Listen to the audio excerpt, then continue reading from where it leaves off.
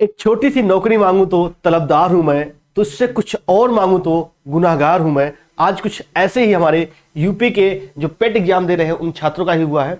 एक बात और, क्या आप पेट का एग्जाम दे के आए हो?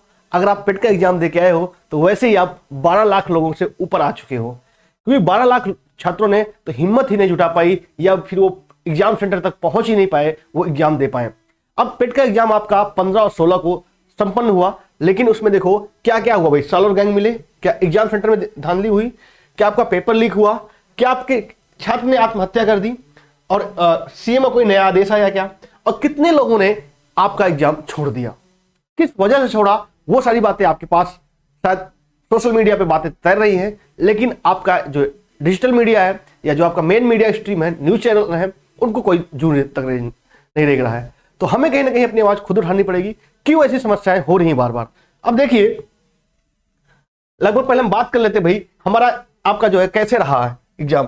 पहले मैं आपको एक वीडियो दिखाता हूं, कैसे जो है छात्रों ने जाके एग्जाम दिया, छात्रों ने कैसे एग्जाम दिया भाई, वो दिखाता हूं मैं आपको। ये वीडियो में प्ले करता हूं, ये देखिए। ये लगभग इस वीडियो को लगभग सभी छात्रों ने देखा होगा। पीटी का एग्जाम, ऐसा कोई घर नहीं होगा जहां से उसका नाता ना रहा हो, क्योंकि 37 लाख लोगों ने फॉर्म भरा था। अब देखिए, ये रेलवे है। अब छात्र कैसे जाके, देखो रेलवे की गाइडलाइंस है कि भाई चलती हुई ट्रेन पर न चढ़ने का प्रयास ना करें, लेकिन यहां पर देखिए छात्र, ट्रेन चल रही है और छात्र जो है चढ़ने का प्रयास कर रहे हैं। क्यों ना करें? अगर नहीं करेंगे तो उनका एग्जाम सेंटर वो तब नहीं पहुंच पाएंगे। यही आपकी समस्या हो रही है। देखिए मतलब कितनी गंभीर समस्या है। छात्र अपने एग्जाम सेंटर तक पहुंचने के लिए इतना व्याकुल है। क्यों ना व्याकुल हो? क्योंकि उसे पता है भाई एक बार आया है, अगले साल फिर मुझे देना है, और उस परीक्षा के लिए जिसकी वैलिडिटी आपके मोबाइल के रिचार्ज की तरह है। जिस प्रकार से आपका मोबाइल का रिचार्ज एक्सपायर हो जाता है, उसी प्रकार से इस एग्जाम की वैलिडिटी सिर्फ 1 साल है। अगर 1 साल में आपने एग्जाम नहीं दिया, इस बार आप जानिए 99 परसेंटाइल वाला भी बच्चा बेरोजगार रह गया, उसे भी लेखपाल की परीक्षा देनी पड़ी। आप कितने भी परसेंटाइल ला लीजिए, ये देखिए किस हालत में। देखो अब ये देखो, ये छात्र मुस्कुरा रहा है। क्यों ना मुस्कुराए भाई? ये क्या करे? क्या रोए? तो ऐसी स्थिति क्यों हुई, उसके पीछे भी कई सारे रीजन रहे।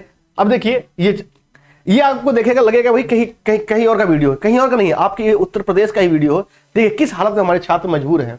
इसमें कितने लोगों की जान जा सकती थी। एक बड़ा हादसा हो सकता था, लेकिन बड़ा हादसा भगवान की कृपा से नहीं हुआ। अब आइए हम आपको और बातें दिखाते हैं कि क्या हुआ था, कितने सालों गैंग पकड़े गए, कितने एस्पिरेंट थे, टोटल आपके जो है सेंटर कितने बनाए गए थे भाई। टोटल आपके जो सेंटर बनाए गए थे 1899 सेंटर बनाए गए थे आपके, और 75 डिस्ट्रिक्ट है आपकी, जैसे पता है आपको। एक बात बताइए, आप खुद सवाल करना सीखिए, क्या यूपी पीसीएस का एग्जाम जब अपने गृह होम डिस्ट्रिक्ट में कराया जा सकता है, तो क्या यूपी पीटी नहीं कराया जा सकता? बस आयोग ही तो चेंज है, सरकार वही है। सरकारों को हम दोष दे सकते हैं, लेकिन हमें कहीं ना कहीं आयोग पे भी आवाज उठाने की जरूरत है। यूपी पीसीएस भी यूपी पीसीएस जो अभी इस बार का हुआ, वो भी इसी सरकार ने कंडक्ट कराए थे, इसी सरकार में हुए थे। आयोग अलग था, वहां पे आयोग अलग था, यहाँ का आयोग अलग है। यहाँ पे यूपी ट्रिपल कराता है, वहां पे यूपी पीएससी कराता है। आयोग अलग था, सेम डिस्ट्रिक्ट में दिया उन्होंने, आपके घर के बगल उन्होंने आपका एग्जाम सेंटर दिया। लेकिन यूपी पीटी ने क्या किया, इतनी दूर दिया। अब चलो आपने लड़कों का दे दिया, चलो कोई दिक्कत नहीं, लेकिन आपने लड़कियों का भी सेंटर जो है दूर भेजा। अगर आप बगल वाले जिले में दे देते तब भी कोई दिक्कत नहीं होती। कानपुर वालों का लखनऊ, आगरा वालों का कहीं और, अब आपने कहीं और भेजा, चलो ठीक है। उसके बाद आप व्यवस्था तो करते, आपने व्यवस्था भी नहीं करी। ना बस की व्यवस्था, बस में देखा आपने कैसे हालात है, अभी मैं आपको और सारे पिक्चर्स दिखाऊंगा, बस में कैसे हालात थे, ट्रेन में कैसे हालात थे। तो इन सब चीजों की समस्या भाई बहुत गंभीर समस्या थी। हमारे छात्र, ऐसा कोई घर नहीं है जिसका इस यूपी पीटी की परीक्षा से नाता ना रहा हो, कहते ना भाई। अब देखिए कितने एस्पिरेंट थे, 37,58,209 एस्पिरेंट थे, और प्रेजेंट कितने हुए, 25,11,968, और लगभग आपके 12 लाख छात्रों ने तो भैया एग्जाम ही नहीं दिया। एग्जाम नहीं दिया या एग्जाम सेंटर तक नहीं पहुंच पाए, किसी स्थिति के कारण एग्जाम वो नहीं दे पाए। लगभग 33% लोगों ने एग्जाम ही छोड़ दिया। ये हालत थी।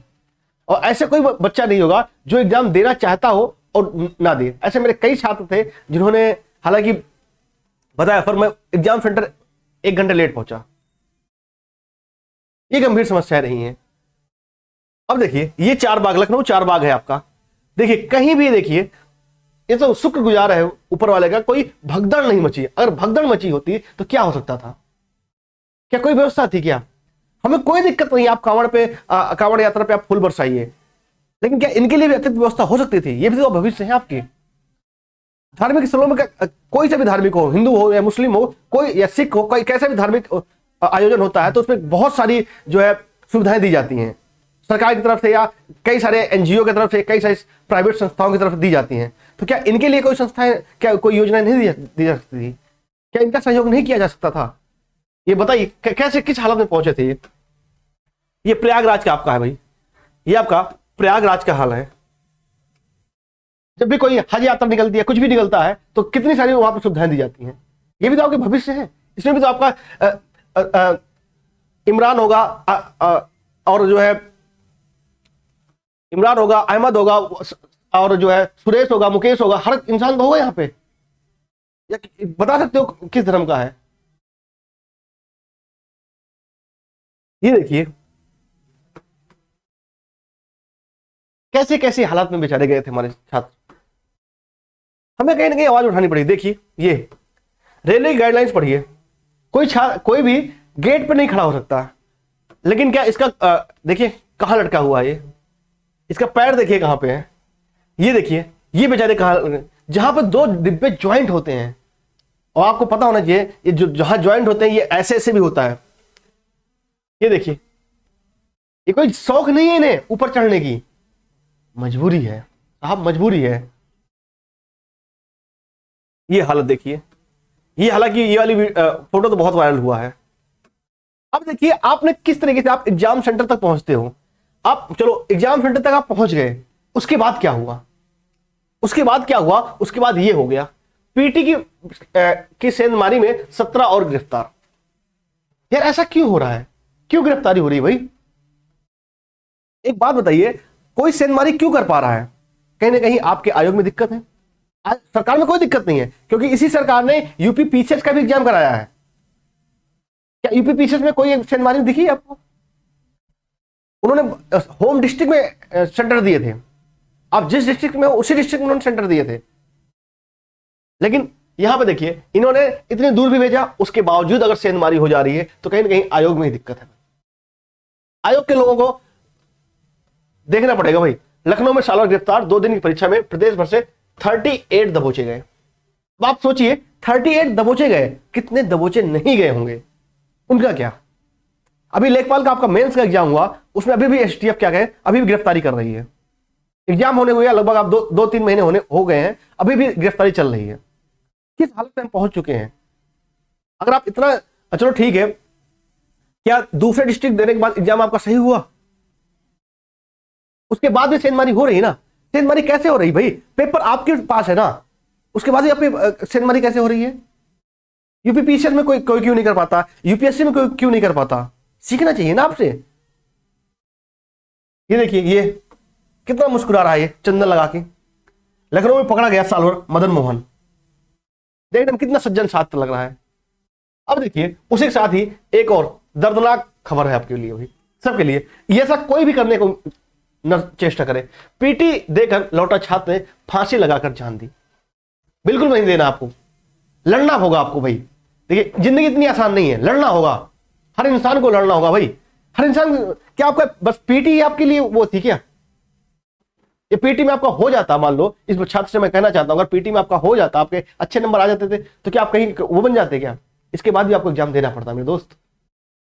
ये आपका सिलेक्शन नहीं था आपका। आजमगढ़ का युवक गोविंदपुर में रहता था किराए पर, और रविवार को लखनऊ से परीक्षा देकर वापस लौटा था। उसके बाद छात्र ने कुंडी लगाई और फांसी लगा ली। कितनी दर्दनाक मौत। 26 साल का, लगभग 26 वर्ष का छात्र था। तो कहीं ना कहीं हमें खुद अपनी आवाज बढ़ानी पड़ेगी। देखिए दूसरे दिन भी सालवर गैंग कितने 15 गिरफ्तार हुए थे। सेकंड दिन, पहले दिन 21 शायद हुए थे, दूसरे दिन भी हुए। अगर पहले दिन आपके 21 गिरफ्तार हुए हैं तो दूसरे दिन कैसे भैया सालवर आ रहे हैं? ऐसी सालवर को ऐसी सजा दो ना, क्योंकि दूसरी बार उनके औकात ना पड़े। हिम्मत ना पड़े उन्हें, क्योंकि उन्हें कहीं ना कहीं पता है ना हम सॉल्व करा ले जाएंगे। और जो छात्र कराते हैं भाई सालों, वो भी जरा इस बार गौर रखें। सरकार नई सरकार है, दूसरी सरकार है, ये आपको पता होना चाहिए।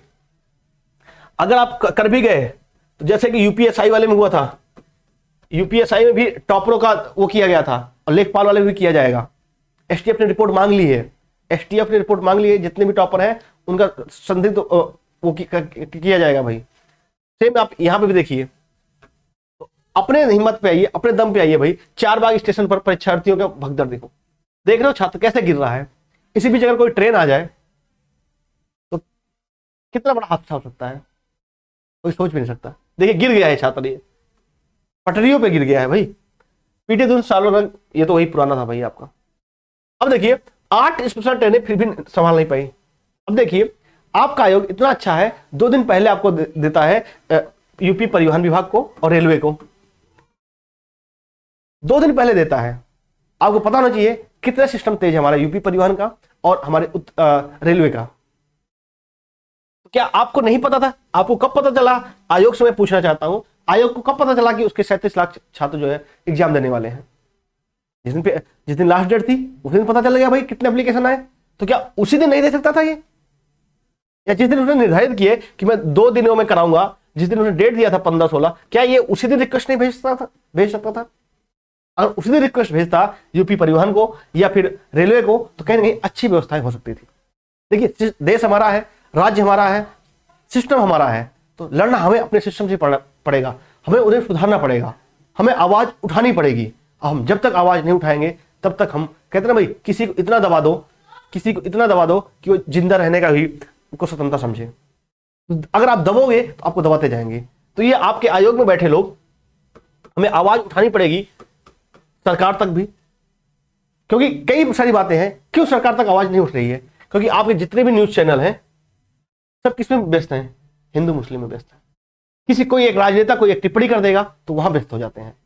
तो हमें कहीं ना कहीं ये चीजें करनी पड़ेगी। और जिन लोग छात्रों का, काफी लोगों का एग्जाम अच्छा गया है, उनके लिए बहुत बहुत बधाइयां, बहुत बहुत शुभकामनाएं। आप परेशान मत होइए, आपका अच्छा गया या कैसा भी गया, बिल्कुल परेशान मत होइए। आप लोगों ने एसएससी सीजीएल का फॉर्म भरा होगा। ये ऐसा एग्जाम है जिसमें आपको सीधे इंस्पेक्टर की पोस्ट बनाएगा। क्यों आप परेशान हो गए? यूपी ट्रिपल एससी में, ग्रुप सी में आओ, इधर हमारे साथ जुड़ो आप और एसएससी सीजीएल क्रैक करो। 22,000 प्लस वैकेंसी है इस बार। हो भी नहीं सकता कि आपके यूपी ट्रिपल एससी पेड के साथ 22,000 वैकेंसी आए। तो अगर आपका एग्जाम खराब गया है, कैसा भी गया हो, अच्छा गया है, उसके लिए बहुत अच्छी बात है। खराब गया है तो आप बिल्कुल डिप्रेशन में मत जाइए। एसएससी सीजीएल इसी में आपका 22,000 प्लस वैकेंसी है और सिर्फ एसएससी में जो है अभी 73,000 प्लस वैकेंसी है। आपको डिमोटिवेट मत होना। आप यूपी पेट में क्या क्या पढ़ा था आपको अच्छे पता है। ऐसा कोई भी सब्जेक्ट नहीं होगा जो बचा हो। यहाँ पे यूपी पेट के सिलेबस में ये ढूंढना पड़ा था कि क्या नहीं पढ़ना है, लेकिन एसएससी में आपको मैथ, रीजनिंग, जीएस और इंग्लिश, ठीक है भाई, बिल्कुल आसान तरीके। यहाँ पे आपको हिंदी भी पढ़ा था, आपने अपराधिक गद्यांश भी पढ़ा था। अच्छा हुआ आपका एग्जाम, बहुत अच्छी बात है। तो आप बिल्कुल परेशान मत होइए, हम आपके साथ हैं। एसएससी सीजीएल का बैच बहुत जल्द आपके साथ लॉन्च होंगे। अभी से मेरी मैथ की क्लास स्टार्ट हो रही है, चल रही है।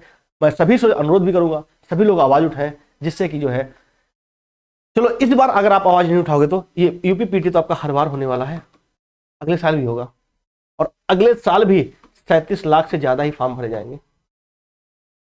जो जिन्होंने इस बार दिया है ये भी अगली बार देंगे और कुछ नए छात्र जुड़ेंगे। तो एक बात बताइए, क्या अगली बार भी आप ऐसी स्ट्रगल करना चाहते हो एग्जाम सेंटर तक पहुंचने के लिए? तो जितने भी लोग, मैं सभी टीचरों से भी अनुरोध करूंगा, एक बार वीडियो जरूर इससे बनाएं जिससे कि ऊपर तक देखिए, जब तक कहते ना बिना रोए तो माँ भी दूध नहीं पिलाती। यहाँ तो सरकार है भाई, अपनी बात को रखिए। आपकी सरकार है, आपने ही चुना है, तो कहीं ना कहीं सरकार जरूर आपकी बात सुनेगी। लेकिन बस क्या है, यहाँ पर दिक्कत बैठे जो आपके आयोग में हरामखोर लोग बैठे, इनसे दिक्कत। आयोग को ऐसे नहीं गलती करनी। आज जो आयोग में आज बैठा है वो भी तो इसी प्रक्रिया से गुजर के गया है, उसे सोचना चाहिए। चलिए मिलते हैं नेक्स्ट वीडियो में। आप बिल्कुल डिमोटिवेट मत होइएगा, हमें संघर्ष करना है। सीजीएल का बैच बहुत जल्द लॉन्च करूंगा और मैथ की क्लास आपको डेली मिलेगी। अभी मिलते हैं नेक्स्ट वीडियो में। जय हिंद, वंदे मातरम।